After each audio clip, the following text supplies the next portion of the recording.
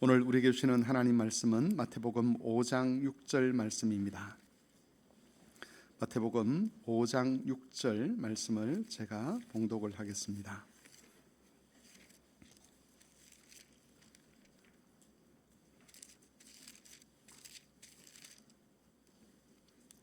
마태복음 5장 6절입니다. 하나님 말씀을 들으시기 바랍니다. 의에 줄이고 목마른 자는 복이 있나니 그들이 배에 부를 것이며. 아멘. 우리는 지금 팔복의 말씀을 살펴보고 있습니다. 이 팔복의 말씀은 하나님께서 우리에게 하나님 나라를 가져다 주심으로 인해서 우리가 받은 복이 무엇인가, 그리고 그 복이 어떤 충만함을 향해서 나아가고 있는가를 살펴보고 있는데, 오늘은 이 복의 네 번째 모습에 관해서 살펴보고자 합니다.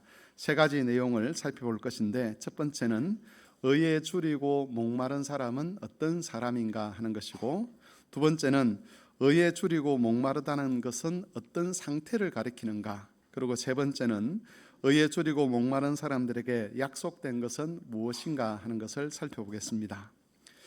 계속해서 제가 말씀드렸는데, 예수님께서 가져오신 하나님 나라는 사람들에게 어떤 영향을 미칩니다. 그 영향 중에서 오늘 의에 줄이고 목마른 사람과 관련된 이 내용이 가장 잘 나타난 것이 마태복음 9장 9절에서 13절에 있는 말씀입니다. 거기에 보면 예수님께서 마태의 집에 앉아 계실 때에 세리들과 죄인들이 예수님께 나와서 그들과 함께 식사를 하는 장면이 기록이 되어 있습니다. 여기서 죄인이라는 이 사람들이 구체적으로 누구를 가리키는가에 대해서는 여러 가지 주장들이 있습니다. 어떤 사람들은 창녀들을 가리킨다, 또는 세리에 대한 다른 표현이다, 이런 주장들을 하는데 정확한 표현은 알 수가 없습니다. 하지만 우리는 세리는 어떤 사람인지 잘 알고 있죠. 세리는 그 당시 로마 정부로부터 고난을 위임받아서 세금을 거두던 유대인들이었습니다. 유대인들 중에서 로마 정부로부터 고난을 받아서 유대인들에게서 세금을 거두어서 바치던 그런 사람들을 가리켜서 세리라고 불렀습니다. 그 당시 유대인들은 이 세리들과 거의 상종을 하지 않으려고 했습니다. 세리와 죄인들은 율법과 장로의 유전을 따르던 유대인들에게서는 가장 혐오스러운 그런 대상들이었습니다. 이 세상의 모든 사람들이 하나님의 은혜를 입으면 천국에 들어갈 수 있는데, 세리만큼은 천국에 들어갈 수 없다라고 규정할 만큼 유대인들의 입장에서 보면 세리는 악한 사람이었습니다. 다들 아시겠지만 그 당시 세리는 로마로부터 세금을 강제적으로 거둘 수 있는 권한을 위임받았습니다. 그 힘을 가지고 정해진 세금보다 더 많은 세금을 거둬들이면서 세리들은 자신의 호주머니를 채웠습니다.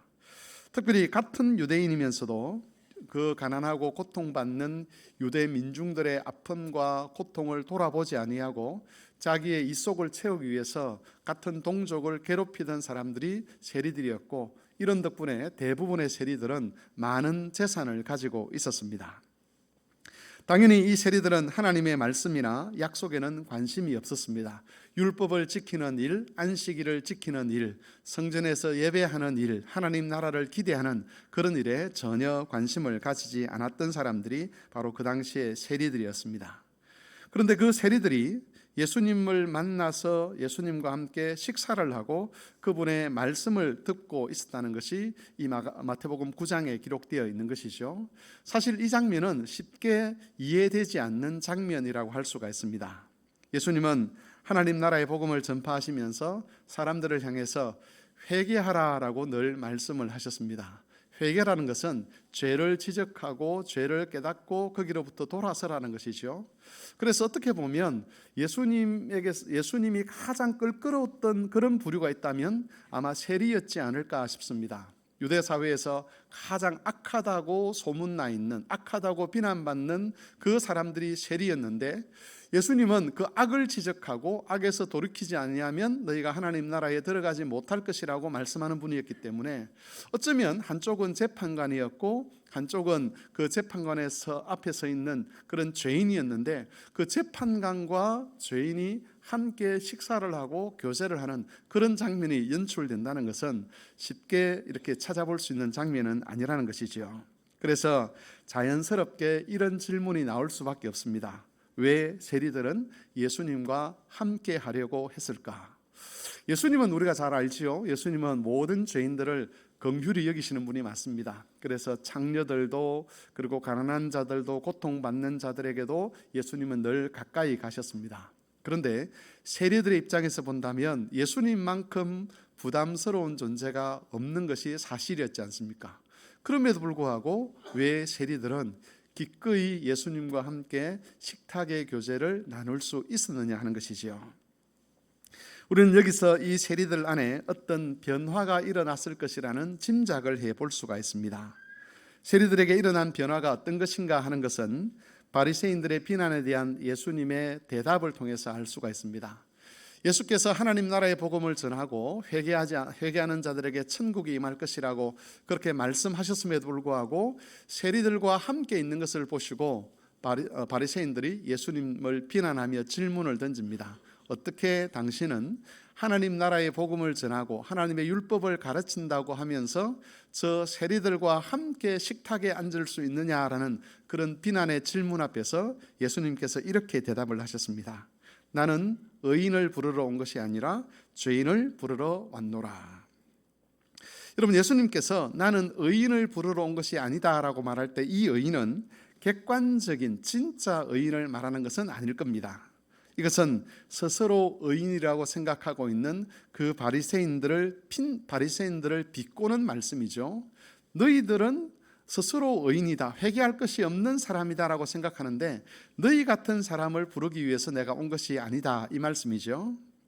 예수님께서 말씀하신 이 죄인은 모든 죄인을 말하는 것일 수도 있지만 특별히 여기서는 자신을 죄인이라고 생각하는 사람들을 가리키는 표현입니다. 자기가 죄인인 것을 아는 사람, 자기가 하나님 앞에서 심판받아 마땅한 존재라는 것을 아는 그런 사람들을 가리켜 예수께서 죄인이다라고 말씀하시고 예수님은 바로 그런 사람을 위해서 오셨다라고 증언하는 겁니다. 예수께서 지금 말씀하고 있는 마태복음 9장에서의 세리들은 바로 그러한 죄인들이었습니다. 예수님과 함께 했던 세리들은 자신들이 하나님 앞에서 악한 자들이며 회개하지 아니하면 하나님 나라에 들어갈 수 없다는 것을 아는 사람들이었습니다. 그래서 누구보다도 자신들에게 구원자가 필요하다는 것을 알았고 하나님의 은혜가 필요하다는 것을 알았습니다. 예수께서 다윗의 자손으로 죄인들을 용서하시는 하나님 나라의 은혜를 가져왔다는 그 소식을 듣고 우리가 죄인이기 때문에 그 예수님께 나아가야 한다는 것을 알고 예수님을 찾아왔던 사람들이었습니다. 이에 비해서 바리새인들은 자신들이 하나님의 법을 잘 지켰기 때문에 회개할 필요가 없다라고 생각하고 있었습니다. 앞에서 말씀드린 것처럼 원래 세리들은 하나님 나라에 관심이 없는 사람들이었습니다. 그들의 유일한 관심은 재물을 많이 모으는 것이었습니다. 동족들로부터 비난과 멸시와 천대를 받았음에도 불구하고 굳이 세리가 되려고 했던 이유는 재산을 많이 모을 수 있었기 때문이지요. 하나님 나라는 여러분 사람을 근본에서부터 바꾸어 놓습니다.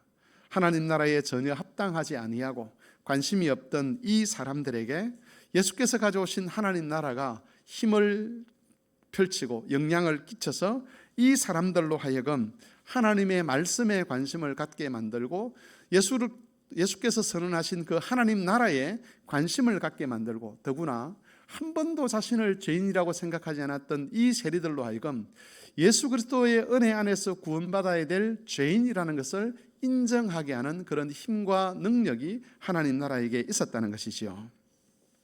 이 변화가 바로 하나님 나라가 이 세상에서 만들어 놓는 변화입니다.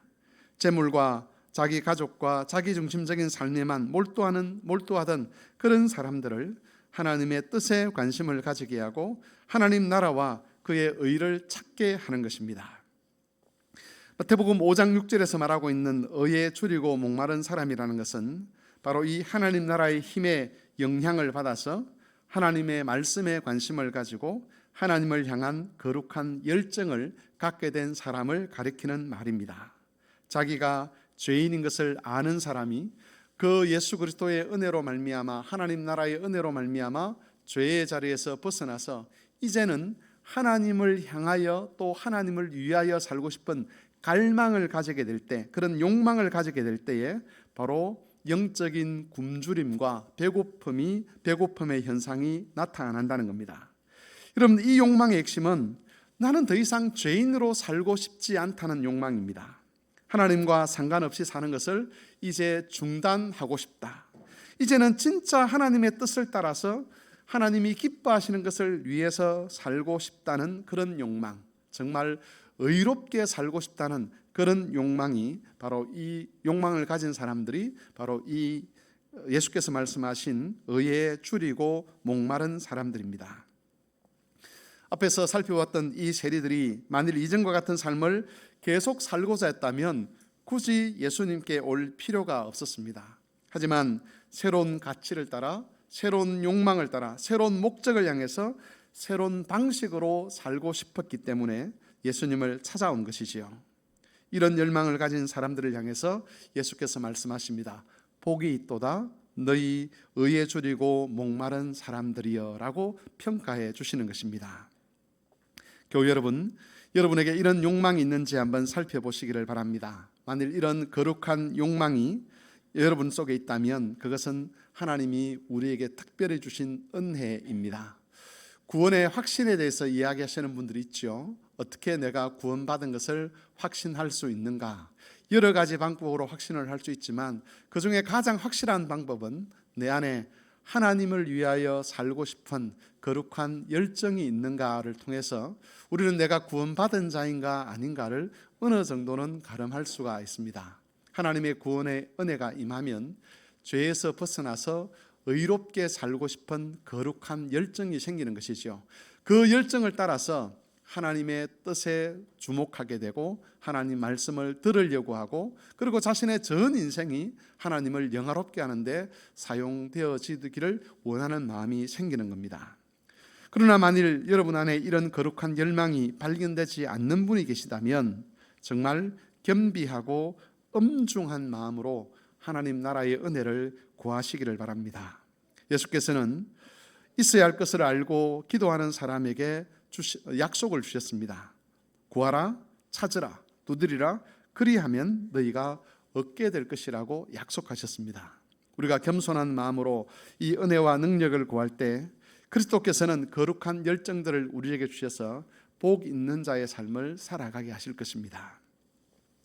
두 번째로 살펴볼 것은 의에 줄이고 목마르다는 것이 어떤 상태를 가리키는가 하는 겁니다. 여기는 두 가지 내용이 있는데 첫 번째는 자기 자신에 대한 절망입니다. 그리스도 안에서 새로운 욕망을 가지고 살아가려고 결단하는 사람들은 자기가 강한 의지를 가지고 있음에도 불구하고 실제로는 경건하게 잘 사라지지 않는다는 것을 깨닫게 됩니다.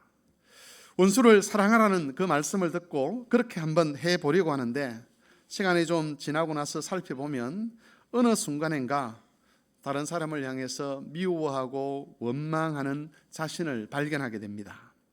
다른 사람을 잘 섬기고 싶은데 그 섬기려고 할 때에 감수해야 될 손해가 딱 눈앞에 닥치면 그 손해 때문에 다른 사람을 사랑하고자 하는 그 삶을 중단하게 되는 자신의 그 이기심을 발견하게 된다는 것이죠.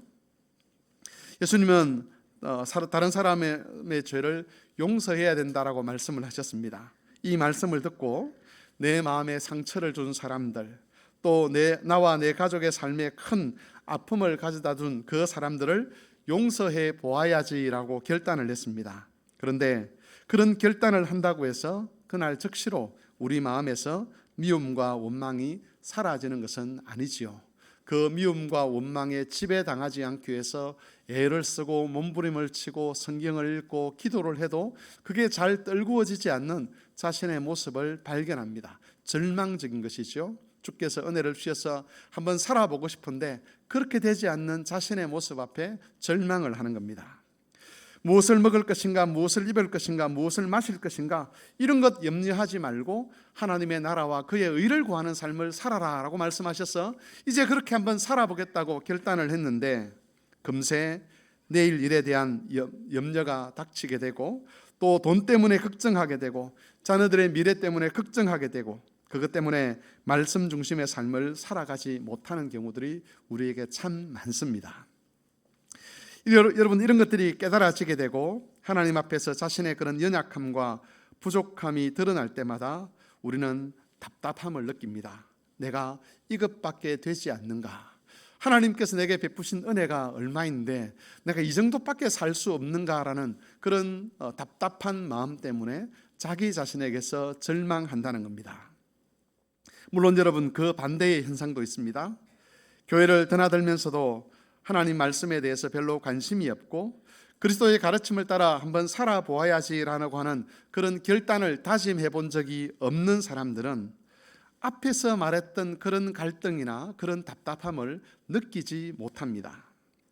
원수를 사랑하라는 말씀을 듣기는 하고 그것이 옳은 말이야 라고 고개를 끄덕일 수는 있지만 실제로 원수 같은 사람을 사랑하겠다고 결단해 보지 않는 사람, 그리고 그 원수 같은 사람을 사랑하기 위해서 자기 마음을 자기 속에 있는 미움과 원망과 그런 어떤 질시와 이런 것들을 억눌려 보려고 애를 써보지 못한 그런 사람들은 예수님 때문에, 또 예수님에 대해서 순종하지 못한 것 때문에 대해서 안타까워하거나 또는 애통해야 하는 것을 느껴보지 못한다는 겁니다. 다른 사람을 용서해야 된다는 말을 듣고서도 고개를 끄덕이긴 하지만 실제로 용서하기를 시도해보지 않거나 세상과 똑같은 방식으로 사람들에게 그렇게 대하는 이런 사람들은 왜 내가 이것밖에 못 사는가라고 하는 그런 마음, 그런 고민이 생기지 않습니다. 이런 사람들은 의에 대해서 만족하는 사람들이죠. 의로움에 대한 갈급함도 없고 간절함도 없는 사람입니다. 여러분, 의에 줄이고 목말라 한다는 것은 자신의 한계를 알고 영적인 그 한계 때문에 애통하는 마음을 가지는 것입니다. 의로운 열매를 맺고 싶지만 그러지 못하는 자신의 부족함과 악함을 깨닫고 상한 마음을 갖게 되는 것, 그게 바로 의에 줄이고 목말라 하는 사람의 모습입니다. 의에 대한 굶주림과 목마름의 두 번째 내용은 하나님의 은혜에 합당한 열매를 더 많이 맺고 싶어 하는 겁니다. 앞에서 말씀드린 의에 대한 줄임과 목마름은 발전을 합니다. 여러분, 처음 믿음의 삶을 시작할 때는 주일날 예배당에 나와서 예배에 참석하는 것만으로도 우리 영혼이 만족을 얻습니다. 내가 이제 성도가 되었고 이제 내가 하나님 앞에 예배하는 자가 되었다는 그것 때문에 주일 예배에 참석했다는 것, 그것만으로도 마음에 흡족함이 생긴다는 것이지요. 하지만 믿음의 연륜이 쌓이면 주일 예배에 참석했다는 것만으로 만족되는 경우는 거의 없습니다. 더 그리스도를 닮아가고 싶어하고 더 하나님의 영광을 위하여 더 많은 의의 열매를 맺고 싶은 그런 열망이 우리 안에 생기는 겁니다. 처음에는 단순한 것 하나만 순종하면 그것이 기쁨이 되었지만 이제는 그것 가지고는 하나님 앞에서의 내 삶이 제대로 이루어지는 것이라고 그렇게 규정하지 않는다는 겁니다. 물론 이것은 여러분, 내가 좀 더 다른 사람보다 신실하게 살아서 그 열매를 가지고 누구한테 자랑하고 싶어 한다거나 또는 내가 하나님 이렇게 살았기 때문에 하나님 나를 인정해 주셔야 됩니다, 이런 의도로 의의 열매를 많이 맺고 싶어 하는 것은 아닙니다. 하나님의 은혜가 시간이 지날수록 더 귀하고 감사하다는 것을 알기 때문에 그 은혜에 좀 더 합당한 삶을 살고 싶은 겁니다.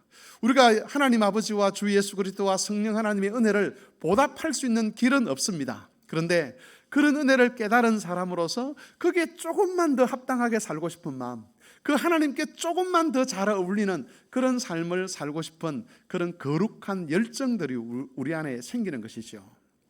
자기의 존재의 한계 때문에 오는 답답함, 나아가서 이제는 좀 더 하나님께 가까이 가고 싶은 이 거룩한 열망, 좀 더 하나님 말씀에 순종하고 의의 열매를 맺고 싶은 이런 열망을 가진 이 사람들을 통틀어서 성경은 의에 줄이고 목마른 사람이라고 이야기를 하는 겁니다.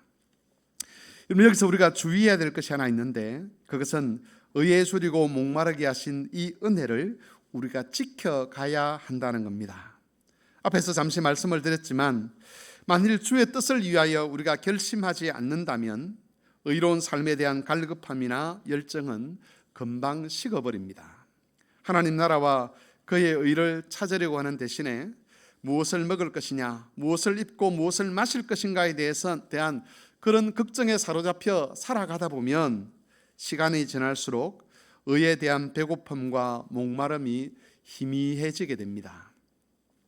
우리 가끔씩 속이 좋지 않으면 헛배가 부르다 그러지 않습니까? 먹은 것은 없는데 배에 가스가 차게 되면 헛배가 부르고 배고픔을 느끼지 못합니다. 하나님 나라와 그의 의를 구하는 삶에 집중하지 못하고 신경을 쓰지 않는다면 우리의 영적인 면에서 헛배가 불러오게 됩니다. 마치 배에 가스가 찬 것처럼 의의 열매가 없음에도 불구하고 마치 자기 삶에 의의 열매가 가득한 것처럼 바리새인들이 그랬던 것처럼 하나님 앞에 회개할 것이 없고 자신은 하나님 앞에 합당하게 살아가는 것처럼 착각을 하거나 아니면 그런 것에 전혀 감각이 없는 그런 사람이 되어버리는 것이죠. 영적인 헛배가 부른 것입니다. 그러므로 영적인 헛배가 불러서 거짓만족에 취하지 않기 위해서는 매일매일 주의 계명에 순종하겠다는 결단을 해야만 합니다. 아침에 일어나셔서 다른 무엇을 하기 전에 오늘 내가 어떠한 하나님 말씀에 순종해야 되겠다라는 그런 결단을 하면서 그 순종을 위해서 헌신하고 그 삶을 위해서 그 순종을 위해서 자신의 삶을 정리하는 이런 경건한 삶을 이어가게 될 때에 우리는 영적인 것에 대한 이 의의 열매에 대한 영적인 배고픔, 영적인 갈급함들을 가질 수 있게 되는 겁니다. 그러므로 교회 여러분, 영적인 헛배가 불러서 거짓 만족에 취하지 아니하도록 매일매일 주의 계명의 말씀을 묵상하시고 그 계명에 순종하겠다는 결단을 매일매일 이어가셔서 삶에서 의로운 열매를 더 많이 맺어가시는 그런 교우들이 되실 수 있기를 바랍니다. 마지막 세 번째로 의에 줄이고 목마른 사람들에게 약속된 것이 무엇인가 하는 겁니다. 예수님은 의에 줄이고 목마른 것이 복이라고 그렇게 말씀을 하시지만 사람들은 사실 그런 것들을 별로 좋게 생각하지는 않습니다. 한국에 많은 기독교 교인들이 있습니다. 하지만 그 중에는 엄격하게 그리스도의 말씀을 따르는 것에 대해서는 경계하는 사람들도 많이 있습니다. 사람들은 적당한 선에서 예수님을 믿고 적당한 선에서 그리스도인으로 살고 싶어 합니다. 정말 온 인생을 하나님께 걸고 온 인생을 걸고 하나님 말씀에 순종하고 자기 뜻은 온전히 내려놓고 오직 그리스도의 말씀을 유일한 기준으로 삼고 살아가는 것에 대해서 전적으로 동의하는 그런 사람들이 사실은 많지 않다는 것이죠. 그래서 먹고 마시고 있는 것을 하나님께 온전히 맡기지 못합니다. 내일 일에 대한 염려도 하나님 앞에서 내려놓지 못하고 그 염려를 안고 살아갑니다. 그런 사람들은 의에 줄이고 목말라는 사람들을 잘 이해하지를 못합니다. 그런 영적 갈증이나 영적 배고픔에 대해서 아무것도 아는 것이 없기 때문에 경건한 사람들에게 있는 그런 고민들을 별난 것으로 취급을 해버리는 것이죠. 심한 경우에는 별나다는 것을 넘어서 잘난 체 하는 것이라고 핀잔을 주기도 합니다. 그런 갈급한 사람들이 가지고 있는 고민이나 갈증에 공감하지 못하고 자기 수준에서 판단을 해버리면서 경건한 성도들을 정죄하는 경우들이 많습니다. 예수께서 하신 말씀들 중에 충격적인 말씀들이 몇 가지가 있는데 그 중에 한 가지는 믿음의 사람들의 원수가 집안 식구일 것이다 라고 하는 말씀입니다. 이것은 같은 믿음을 가졌다는 사람들에 의해서 참 믿음이 부정당하게 될 것을 경계하신 말씀입니다. 같은 믿음을 가졌다고 하는데 의에 대한 줄임과 목마름을 이해하지 못하고 오히려 전적으로 하나님 앞에 헌신을 하려는 그 사람들에게 영적인 부담을 주고 핀잔을 주고 정죄를 하는 것이죠. 세상 사람들은 그리스도인들이 가지고 있는 그 믿음, 그 영적인 굶주림, 영적인 배고픔, 그 영적인 갈급함을 이해하지 못하는 것이 너무나 당연한 일입니다. 그래서 세상 사람들은 하나님 말씀대로 살아가려는 사람들과 늘 대척점에 있는 것이죠. 그런데 그런 사람들만 박해자가 되는 것이 아니라 한 집안 식구, 여기서 말하는 한 집안 식구는 어쩌면 한 교회를 말하는 것일 수도 있겠습니다. 같은 교회 안에서 같은 말씀을 듣고 같은 믿음을 가졌다고 고백하는 그 사람들로부터 영적인 갈급함과 굶주림을 이해받지 못하는 겁니다. 하나님 앞에서 이렇게 한번 살아보고 싶다는 그런 고민들, 그런 갈등들을 이해받지 못하고 오히려 핀잔을 받죠.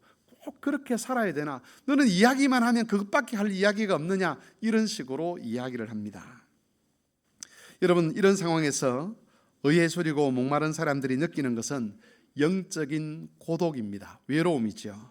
분명히 주위에 많은 그리스도인들이 있고 교회에 오면 예배하는 사람들이 많이 있는데 왠지 그 많은 사람들 속에서 혼자 고립무원인 것처럼, 혼자 외롭게 동떨어진 섬인 것처럼 그렇게 느껴질 때가 있습니다. 자신의 영적인 굶주림을 이야기를 하고 싶고 나누고 싶고, 그래서 함께 그 영적인 열망을 가지고 성도의 교제를 나누고 싶은데 그런 고민을 하는 사람들이 없다면 많은 교인들 안에서 마치 외롭게 떨어진 그런 사람인 것처럼 외로움을 느끼고 고독을 느낀다는 것이지요. 여러분, 예수님은 이런 사람들에게 약속의 말씀을 주십니다. 그들이 배부르게 될 것이다. 그 사람들의 영혼이 만족함을 얻게 될 것이라고 약속하십니다. 그동안 의에 대한 굶주림과 목마름 때문에 들었던 핀잔과 비난들, 또 고독이나 외로움에 대해서 우리 주님께서 신원하여 주시고 그들의 영혼을 배부르게 하시며 갚아주실 것이라고 주님은 약속하고 있습니다. 그때는 더 이상 자신의 부족함 때문에 절망하는 일이 없을 것입니다. 그리스도께서 의로움으로 자기를 충만하게 채우셨다는 것을 깨닫게 되고 기뻐하며 만족하게 될 것입니다. 그때는 너만 그렇게 사는 것이냐라고 핀잔했던 그런 사람들의 핀잔, 그런 사람들의 비난, 또한 그로 말미암는 고독이나 외로움이 없을 것이고 하나님 앞에서 경건한 무리들과 함께 그 모든 것을 나눌 수 있는 그런 즐거움과 기쁨과 화평을 누리게 될 것입니다. 조금 있다가 우리가 성찬을 하게 될 것인데, 성찬은 우리 영혼이 배부르도록 하시겠다는 그리스도의 약속을 성취해 가시는 하나의 방편입니다.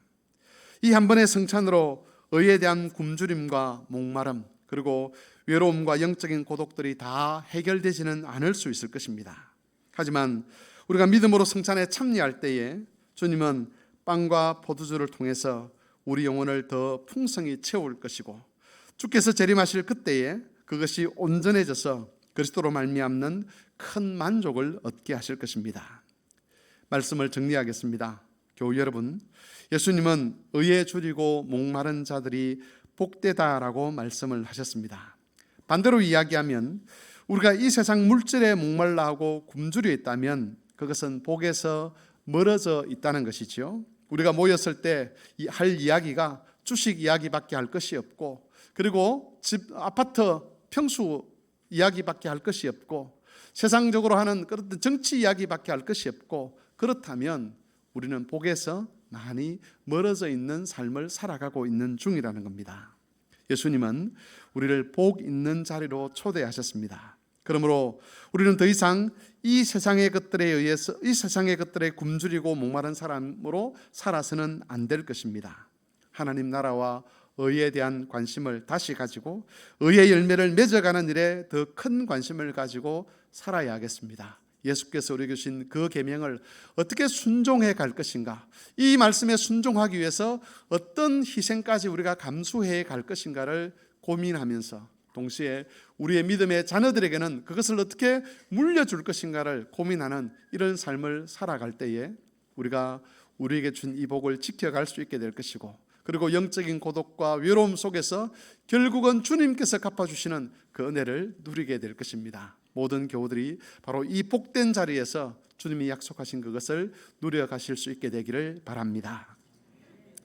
주의 말씀을 생각하며 같이 한번 기도하겠습니다. 하나님, 우리가 의에 줄이고 목마른 자로 불러주신 하나님의 은혜를 기억하며 살아갈 수 있도록 주께서 도와주십시오라고 함께 기도하겠습니다.